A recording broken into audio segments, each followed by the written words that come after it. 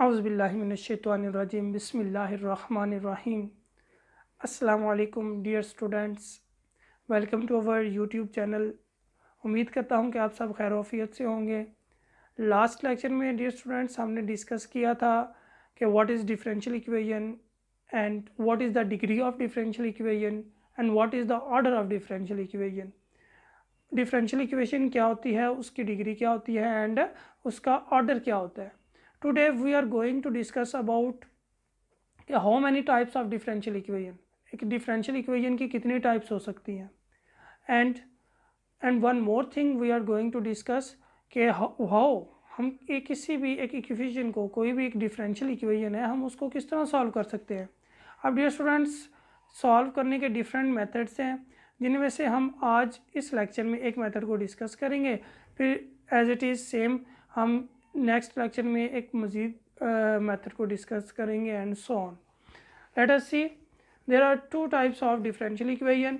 The first is ordinary differential equation, ODE बोला जाता है इसे, and the second is partial differential equation, PDE।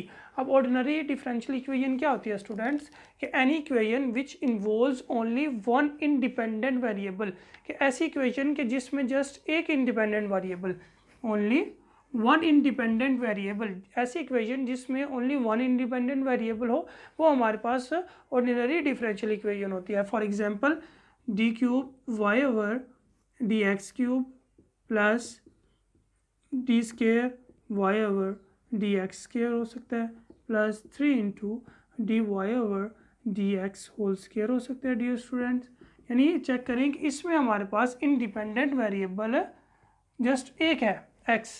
Independent variable क्या है, जस्ट एक एक्स हमारे पास जो है इसमें इन्वॉल्व हो रहा है। तो ऐसी इक्वेशन जिसमें ओनली वन इंडिपेंडेंट वेरिएबल हो, वो हमारे पास ऑर्डिनरी डिफरेंशियल इक्वेशन होती है। And dear students, what is partial differential equation. Partial differential equation एक ऐसी इक्वेशन होती है कि जिसमें हमारे पास more than one independent variable हो, यानी an equation which involves more than one independent variable. ऐसी इक्वेशन जिसमें एक से ज़्यादा इंडिपेंडेंट वेरिएबल हों, वो पार्शियल डिफरेंशियल इक्वेशन होती है। And dear students, one more thing कि हमारे पास पार्शियल डिफरेंशियल इक्वेशन में हम पार्शियल यूज़ किया जाता है, लेकिन ये जो ऑर्डिनरी डिफरेंशियल इक्वेशन है, हम इसमें टोटल डेरिवेटिव यूज़ करते हैं। यहाँ पे पार्शियल डेरिवेटिव यूज़ होया जाता है एंड यहाँ पे हम टोटल डेरिवेटिव को इस्तेमाल करते हैं। Let us see, partial square y over partial x square हो सकता है dear students, plus partial y over partial z हो सकता है, पार्शियल एक्स हो सकता है।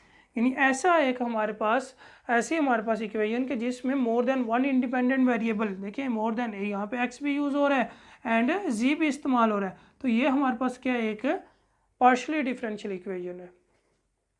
अब सेम एज डियर स्टूडेंट्स, हमारे पास कुछ डिफरेंशियल इक्वेशन हो सकती हैं जिनको हमने डिफरेंट मेथड से सॉल्व करना है।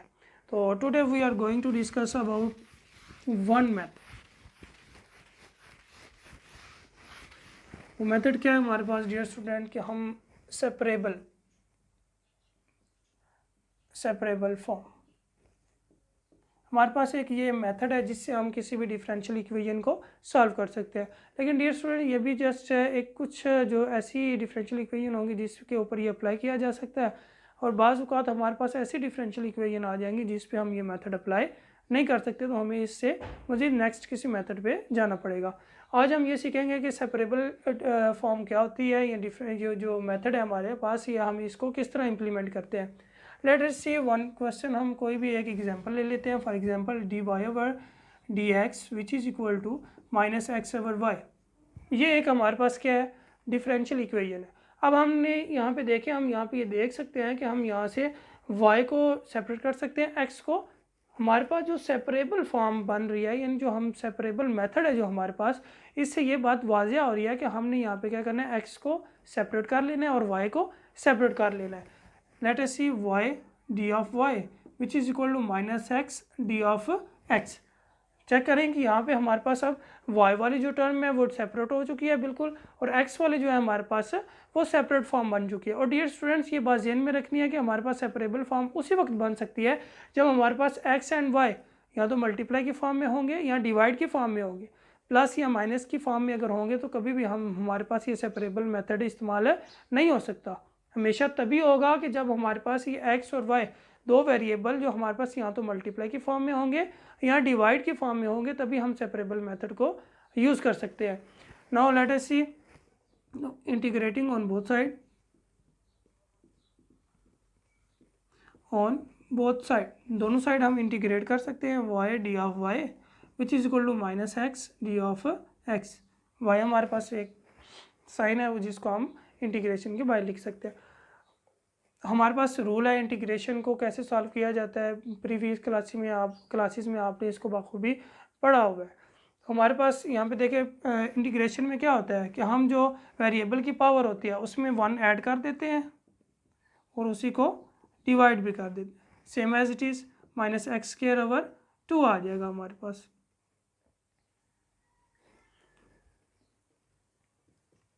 प्लस सी हमारे पास क्या होता है, ये एक कांस्टेंट यूज़ होता है। ये हमारे पास क्या होता है, एक कांस्टेंट के तौर पे इस्तेमाल किया जाता है। यहाँ पे ये वाई स्क्वायर ओवर ये 2 बनेगा which is equal to minus x square over 2 plus C.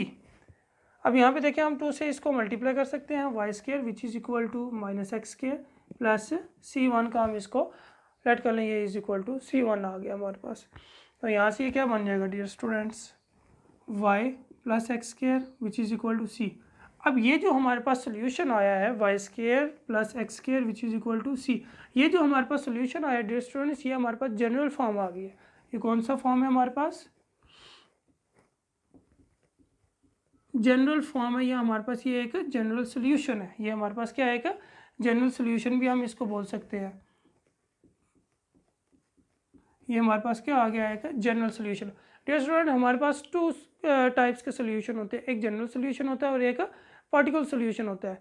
अब ये तो जनरल सोल्यूशन है, अगर हमें पार्टिकुलर सोल्यूशन फाइंड करना हो तो इसके लिए हमारे पास ज़रूरी है कि हमें बाउंड्री कंडीशंस या हमें कुछ पॉइंट्स गिवन होंगी। For example let us see, यहाँ पे कहते हैं कि at point at y 3 is equal to, ये एक हमारे पास कोई पॉइंट गिवन है। ये हमारे पास क्या है, एक बाउंड्री इनिशियल बाउंड्री कंडीशन हमारे पास जो है इनिशियल कंडीशन हमारे पास गिवन है।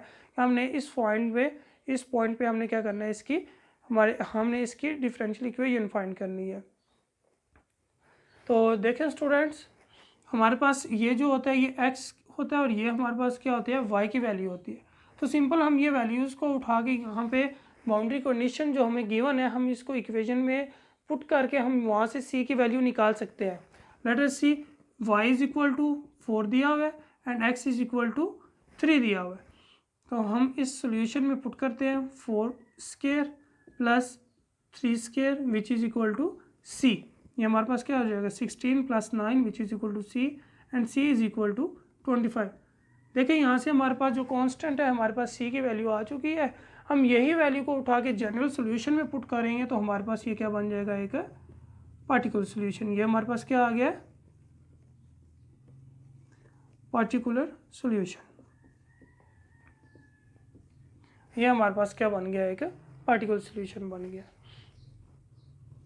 तो इस तरह डियर स्टूडेंट्स हम जो है ना डिफरेंशियल इक्वेशन को बाय सेपरेबल फॉर्म सॉल्व करते हैं। मैं एक मरतबा रिवाइज़ कर देता हूँ कि देखें हमारे पास एक ऐसा हमारे पास ये एक क्वेश्चन गिवन है, कहते हैं कि इसको सॉल्व करें।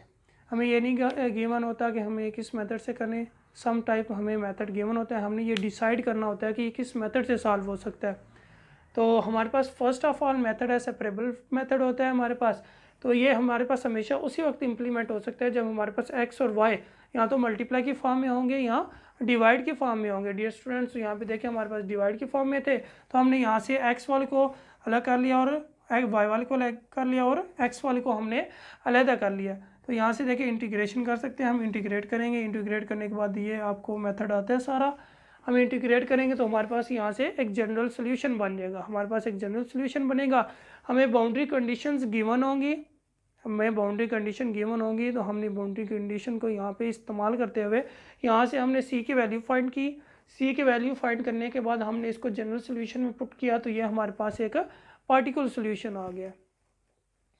तो ये था आज का लेक्चर। उम्मीद करता हूँ कि आज के लेक्चर में आपको बखूबी समझ आ गया होगा। अगर आपको कोई भी क्वेश्चन सॉल्व करने में इसके रिलेटेड कोई मसला या कोई आपको प्रॉब्लम फेस करनी आ रही है तो आप कमेंट सेक्शन में मुझे बता सकते हैं। ओके डियर स्टूडेंट्स, अल्लाह हाफिज़।